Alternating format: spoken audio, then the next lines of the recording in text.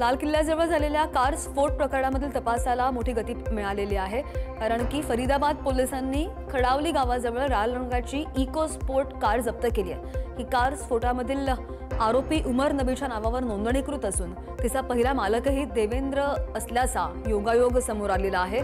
स्फोटामधील i20 कारचा पहिला मालकही देवेंद्रच होता।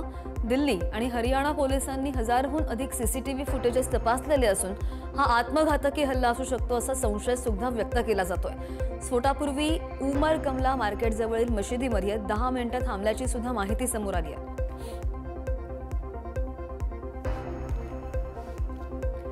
जम्मू आणि काश्मीर पोलिसांनी गेल्या 3 दिवसांमध्ये खोऱ्यामध्ये सुमारे 1500 लोकांना ताब्यात घेतलेला आहे। अलीकडच्या काही महिन्यांमधील सर्वात मोठ्या समन्वित कारवायांपैकी ही मोठी कारवाई आहे।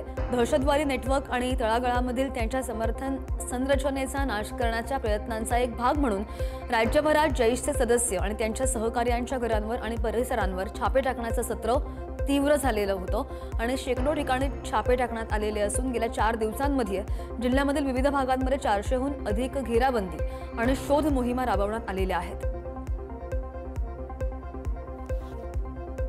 दिल्लीमध्ये झालेल्या स्फोटानंतर सोशल मीडियावर आक्षेपार्ह आणि प्रक्षोभक मजकूर पसरवणाऱ्यांवर आसाम पोलिसांनी कारवाई केली आहे। ऑनलाईन अफवा आणि द्वेषपूर्ण पोस्ट शेअर केल्याप्रकरणी पोलिसांनी 5 जणांना अटक केली आहे। दारंगमधील मत्तीउर रहमान, गोपाल पारा इथला हसन अली मंडल, चिरांगचा अब्दुल तलीफ आणि कामरूपचा वहजूल कमाल तसंच बोंगाई गावचा नूर अमीन अहमद यांना ताब्यात घेतलं गेलंय। अशा संवेदनशील घटनेदरम्यान अशा प्रकारचे कंटेंट तणाव वाढवू शकतात असं पोलिसांनी स्पष्ट केलेलं आहे। तसंच डिजिटल मॉनिटरिंग वाढवण्यात आलेलं असून गुन्हेगारांवर कडक कारवाईचा इशारा सुद्धा दिला गेलाय। दिल्ली स्फोट प्रकरणामध्ये मोठा खुलासा झालेला आहे। अटकेमध्ये असलेल्या डॉक्टर मुझम्मिल गनाईने जानेवारीमध्ये लाल किल्ल्याची अनेक वेळा रेकी केल्याचं पोलीस तपासामधून समोर आलंय। गनाईच्या मोबाईलमधून मिळालेल्या डंप डेटाच्या विश्लेषणामधून ही गंभीर माहिती उघडकीस आलेली आहे। दरम्यान स्फोटाच्या घटनास्थळावरून तपास यंत्रणांनी तब्बल 40 महत्त्वाचे नमुने गोळा केलेले असून त्यांची वैज्ञानिक तपासणी सुरू होणार आहे। पोलिसांनी याला व्हाईट कॉलर दहशतवादी मॉड्यूलचा भाग असल्याचा इशारा दिलेला असून राजधानीमधील सुरक्षेची पातळी अधिक वाढवण्यात आलेली आहे।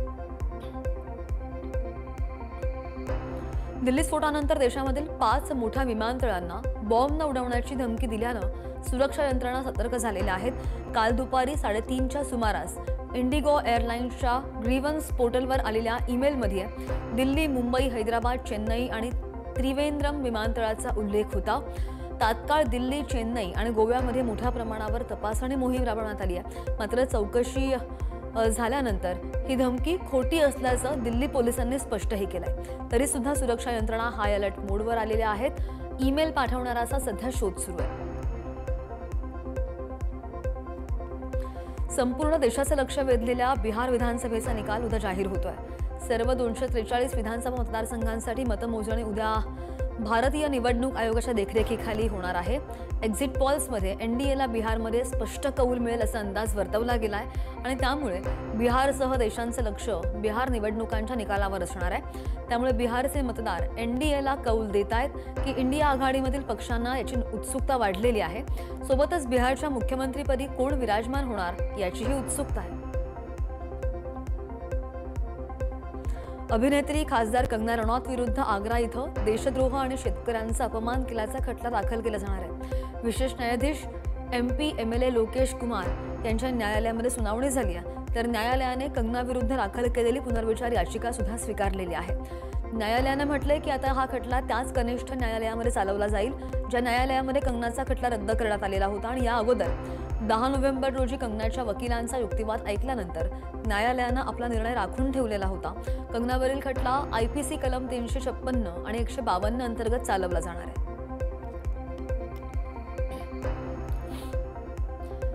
मासिक पाळीच्या काळातच महिलांच्या प्रतिष्ठेबाबत सर्वोच्च न्यायालयात याचिका दाखल करण्यात आलेली आहे। सर्वोच्च न्यायालय बार असोसिएशनने ॲडव्होकेट ऑन रेकॉर्ड प्रज्ञा बघेल यांच्या मार्फत ही याचिका दाखल केली आहे। देशाच्या अनेक भागांमध्ये मासिक पाळीच्या काळामध्ये महिलांची प्रतिष्ठा, शारीरिक स्वायत्तता आणि गोपनीयतेचं उल्लंघन केलं जात आहे असा आरोप या याचिकेमध्ये करण्यात आलेला आहे आणि त्यामध्ये उत्तर प्रदेश, महाराष्ट्र आणि गुजरातमधील घटनांचा उल्लेख आहे। यामध्ये हरियाणामधील महर्षी दयानंद विद्यापीठामधील 4 महिला कर्मचाऱ्यांना मासिक पाळीचा पुरावा मागितल्याचा सुद्धा समावेश आहे. मध्य प्रदेशच्या भोपाळमधील ग्लॅमरस मॉडेल खुशबू अहिरवार हिच्या संशयास्पद मृत्यू प्रकरणानं आता मोठं वळण घेतलंय. कुटुंबियांच्या गंभीर आरोपांनंतर पोलिसांकडून आरोपी कासिम विरोधात मारहाण, धार्मिक स्वातंत्र्य अधिनियम आणि अॅट्रॉसिटी ऍक्ट अंतर्गत गुन्ह्याची नोंद झालेली आहे. पोलीस तपासामध्ये कासिमनं खुशबूवर लग्नासाठी धर्म परिवर्तन करण्याचा दबाव आणलेला होता अशी धक्कादायक माहिती सुद्धा समोर आली आहे. खुशबू आणि कासिम हे दोघे लिव्ह इन रिलेशनशिपमध्ये राहत होते अशी माहितीही पोलिसांनी दिली आहे. पंजाबमधील झिरकपूर धक्कादायक घटना घडलेली आहे. पंजाब पोलिसांच्या VIP सुरक्षेमध्ये असलेल्या एका एस्कॉर्ट जीपनं वाहतूक कोंडीमध्ये अवघ्या 3 सेकंदाचा विलंब झाल्यामुळे निवृत्त लेफ्टनंट जनरल DS हुडा यांच्या कारला जाणीवपूर्वक धडक देऊन पळ काढल्याची घटना समोर आली आहे. 2 सायरन वाजवणाऱ्या पोलीस जीप्स VIPला एस्कॉर्ट करत मागून आल्या. हुडा यांनी तत्काळ गाडी हळू करून मार्ग दिला, मात्र काही सेकंदाचा विलंब झाला आणि त्यामुळे चिडलेल्या शेवटच्या एस्कॉर्ट जीपच्या चालकानं डाव्या बाजूने ओव्हरटेक करताना धडक दिली अशी माहिती हुडा यांनी दिली आहे. पाकिस्तानसाठी हेरगिरी केल्याच्या आरोपांखाली अटक झालेल्या हिसारमधील यूट्यूबर ज्योती मल्होत्रानं पंजाब हरियाणा उच्च न्यायालयामध्ये जामिनासाठी अर्ज दाखल केलाय. तिच्या मागील जामीन अर्ज हिसार सत्र न्यायालयानं फेटाळला होता. जामीन दिल्यास तपासामध्ये अडथळा येऊ शकतो आणि राष्ट्रीय सुरक्षेला सुद्धा धोका निर्माण होऊ शकतो असं न्यायालयानं म्हटलं. ट्रॅव्हल विथ जो हे चॅनल चालवणाऱ्या ज्योतीला मे महिन्यामध्ये आर्टिफिशियल सिक्रेट्स ऍक्ट आणि IPC अंतर्गत अटक झालेली होती. तिच्या गॅझेटमधील डिजिटल पुरावे आणि परदेशी संपर्कांमुळे हे आरोप गंभीर मानले जातात. दिल्ली हायकोर्टानं दिल्ली विद्यापीठाला पंतप्रधान नरेंद्र मोदी यांच्या पदवीची माहिती जाहीर करण्यासंदर्भात चालू असलेल्या वादावर उत्तर देण्यासाठी 3 आठवड्यांचा वेळ दिलेला आहे. या प्रकरणाची पुढची सुनावणी 16 जानेवारीला होईल. ही सुनावणी मुख्य न्यायमूर्ती देवेंद्र कुमार उपाध्याय आणि न्यायमूर्ती तुषार राव गेडेला यांच्या खंडपीठासमोर झाली आहे. दिल्ली विद्यापीठाच्या वतीनं सॉलिसिटर जनरल तुषार मेहता हजर होते आणि याबाबतची अपील याचिका माहिती अधिकार कार्यकर्ता नीरज शर्मा, आम आदमी पार्टीचे नेते संजय सिंह आणि वकील मोहम्मद इरशाद यांनी दाखल केली आहे.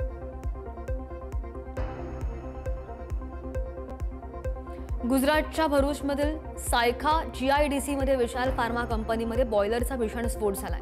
दुर्घटनेमध्ये 3 कामगारांचा जागीच मृत्यू झालेला असून 24 जण जखमी झालेले आहेत. जखमींना भरूचमधील विविध रुग्णालयामध्ये दाखल करण्यात आलेलं असून त्यातल्या 4 ते 5 जणांची प्रकृती चिंताजनक आहे. स्फोटाचा आवाज इतका मोठा होता की परिसरामधील 4 कंपन्यांचं सुद्धा मोठं नुकसान झालंय. या स्फोटानंतर कंपनीमध्ये आग भडकली, ज्यावर अग्निशमन दलाने तातडीने नियंत्रण सुद्धा मिळवलेलं आहे.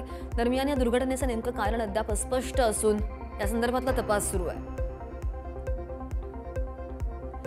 कानपूर सेंट्रल स्टेशनवर भीषण अपघात घडला आणि चालता चौरी चौरा एक्सप्रेसमध्ये चढण्याचा प्रयत्न करताना एक तरुण घसरून प्लॅटफॉर्म आणि ट्रेनच्या मधोमध अडकला. सुमारे 100 मीटर ओढला गेल्यानंतर तो ट्रेन खाली चिरडला गेला. हा सगळा प्रकार CCTVमध्ये चित्रित झालेला आहे. या तरुणाकडे कोणतेही तिकीट, मोबाईल किंवा ओळखपत्रही न मिळाल्यामुळे त्याची ओळख अद्यापही पटलेली नाही. RPFनं तातडीने ट्रेन थांबवली, परंतु तोपर्यंत त्याचा मृत्यू झाला होता. GRPने पंचनामा करून मृतदेहाचा फोटो ओळख पटवण्यासाठी प्रयागराज नियंत्रण कक्षाला पाठवून दिलेला आहे. जैसलमेरमध्ये भारतीय लष्कराच्या भव्य ऑपरेशन त्रिशूलचा समारोप अखंड प्रहार या जबरदस्त युद्ध प्रात्यक्षिकाने झाला. वाळवंटी रणांगणामध्ये भारतीय सेना, हवाई दल आणि नौदल यांच्या संयुक्त क्षमतेनं प्रभावी प्रदर्शन पाहायला मिळालं. दक्षिणी कमांडच्या नेतृत्वाखाली झालेल्या या सरावामध्ये रणगाडे, यांत्रिक तुकड्या आणि हवाई दलाने 24/7 समन्वित ऑपरेशन करून भविष्यामधील युद्ध परिस्थितीसाठी सज्ज असल्याचा संदेशही दिलाय. अखंड प्रहारमध्ये भारतीय सैन्यानं अचूक मारा, जलद प्रतिसाद आणि संयुक्त मोहिमांची ताकद जगासमोर दाखवून दिली आहे. सर्वोच्च न्यायालयामध्ये सरन्यायाधीश भूषण गवई यांच्यावर बूट फिरकावण्याचा प्रयत्न करणाऱ्या ॲडव्होकेट राकेश किशोर प्रकरणावर कोर्टानं पुन्हा चिंता व्यक्त केली आहे. अहवाल कारवाई संदर्भात अनिच्छा दर्शवताना न्यायालयानं भविष्यामध्ये अशा घटना होऊ नयेत यासाठी मार्गदर्शक तत्वांची गरज अधोरेखित केलेली आहे.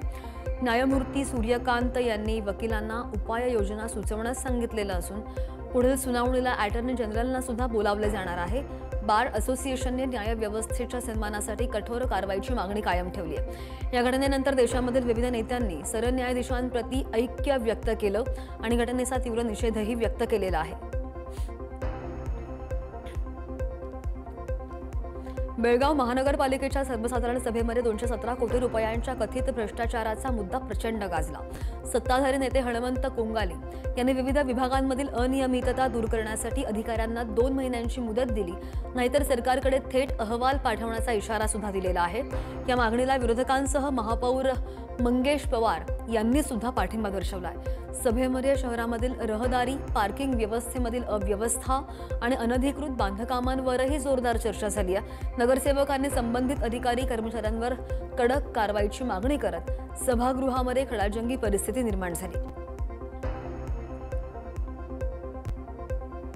राजधानी दिल्लीमध्ये सकाळी दाट धुक्याची चादर पसरल्याचं पाहायला मिळालं आणि यामुळे दृश्यमानता कमी झालेली असून जनजीवन काहीसं विस्कळीत झालं।